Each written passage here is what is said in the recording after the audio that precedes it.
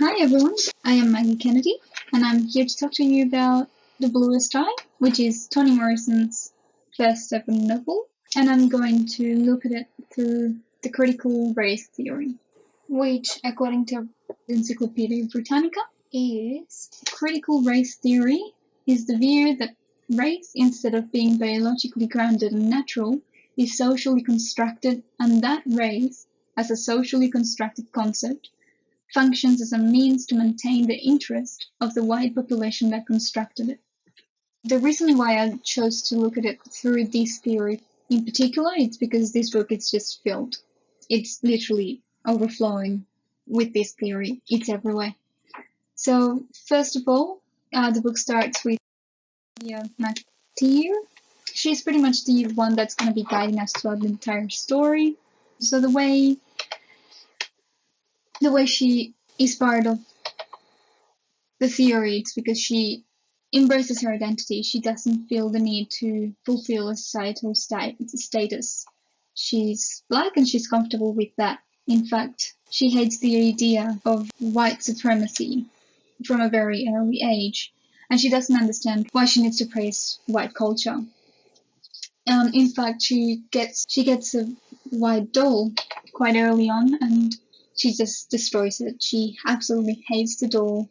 Everyone around her can't actually conceive why would anyone destroy such a beautiful doll, when in reality all she sees is just white, pink-faced, yellow-haired, blue-eyed doll, which is, in her opinion, disgusting.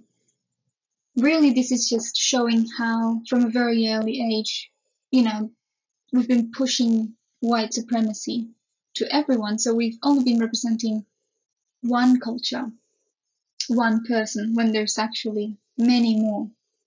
And her hatred towards white dolls then ends up growing into hatred to all white girls, really, which could be quite problematic. That also means that she doesn't like white girls on TV, like in the case of Shirley Temple, which is a very big actress for the 1940s onwards. She just doesn't like her. She hates her. Her sister Frida, it's entirely the opposite. She absolutely loves Shirley Temple, and this is precisely how she bonds with the protagonist of the story, which is Pekla, when she ends up staying with them for a while. So Pekla really adores Shirley Temple. She's got kind of like a little bit of an obsession, really. She's got such an obsession that she would just drink out of a cup that had Shirley Temple's face on it, and she would just keep drinking milk all the time. Anytime she could, she would go and just keep drinking milk, which, looking at it from the critical race theory, it could be seen as just accepting all that white culture, all that brainwashing, and accepting that as a supremacy. She just wants to be white. She wants to be Shirley Temple. She admires her so much because she can't acquire that beauty. So this is a quote from the first chapter from Claudia, in which she describes Steve's obsession. So we know she was fond of the Shirley Temple cup and took every opportunity to drink milk out of it, just to handle and see sweet Shirley's face. So this means that she wasn't really just drinking milk because it was white. She just happened to drink milk because that's what she needed to drink in order to see Shirley's face. So she was consuming all this whiteness to admire something in front of her that couldn't be acquired. So actually, she's really just looking for societal acceptance, or just acceptance in general. Her parents don't really show affection to her. She isn't really seen by anyone except her new friends Claudia and Frida. And the way she believes she's gonna get that acceptance. It's by having blue eyes, by being beautiful. And because she's ugly and poor and black, she isn't beautiful. And the only way she could be beautiful and get some sort of love, be accepted by the community, is by having blue eyes. So that's all she wants. This actually brings us back to Claudia's hatred for white dolls, and it's just the idea of how they both assimilated this completely different, really. But the quote goes, adults, all the girls, shops, magazines, newspapers, window signs, all the world had agreed that a blue-eyed, yellow-haired, pink-skinned doll was what every girl child treasured, which it is true for everyone else except Claudia. So going back to Peccola, however, I have mentioned that being loved, or she's never really been shown affection, and the only love she knows actually is violence. That's the only way she's seen love represented in her. And if we look back at Mr. Bredlove's upbringing, which is actually her father, we can see that he got abandoned by his mum right after birth, and his father wasn't there. So since the very start of his life, he's been deprived of that unconditional love that's supposed to be a mother's love, supposed to protect you from the world, supposed to love you unconditionally. And his father wasn't there to take care of him, so there wasn't any sign of love, not from a paternal point of view or maternal point of view.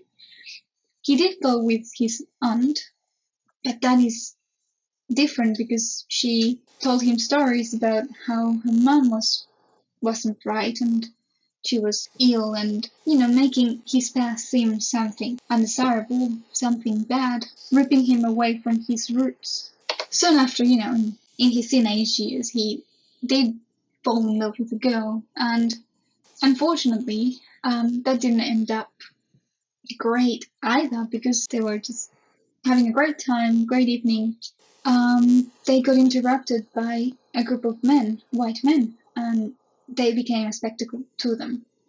So the white men demanded Mr. Bredlow to keep going and to finish off and do it good and, making fun of him and just enjoying the show pretty much. So they became source of entertainment, really, for the white men. Instead of just resenting those who interrupted them, those who were making fun of them, Bredlow he couldn't do that because they were obviously in a much higher hierarchy. They had way more power than he had. Therefore, the only one he could show anger to, and the only one he could really show frustration to, was the girl, because she's in a much lower position. She's got way less power. He's got the power to be mad at her, and so he does. And that is the other type of love he learned. He doesn't actually learn a good, loving way to love, really. He just knows how to show aggressive emotion. So his last resort of love is trying to find his father, which he does. He finds his father, but ends up being rejected by him. He doesn't really tell. He ends up being rejected by his father, which is just crushed him. So really, we're left with a person that's never felt love, that's never been loved. And how can someone like that love anyone else? On top of that, we also have the issue that he doesn't really have a clear origin, so he's been disconnected with his roots and his past and his relatives. So that also creates some sort of anger built in. So the only way to release that is through love again. As soon as he's feeling a little bit of love, he just throws it through anger. So really, he never learned how to love in a loving way. Pekla, however, her utmost desire is having blue eyes. And I've got a video to show what I mean with that. So this is Paul Griffin's, which I think he explains very well what this is all about. So again, Pocola is the main character of the novel. She's a young girl. She is the one who has this desire for blue eyes. And of course, the desire for blue eyes is really something she gets from looking at all the images of cute little white girls and their blue eyes that would have surrounded her in this 1930s Lorain, Ohio world. But more than that, and worse in a way than that, is how within her own African American community, Pocola seems to absorb, as it says here, all of our waste which we dumped on her and she absorb all of the waste and hatred and really self-contempt of the African American community. Even her mother, even Pauline, in the section in her voice, talks about how Pocola was such an ugly little child. And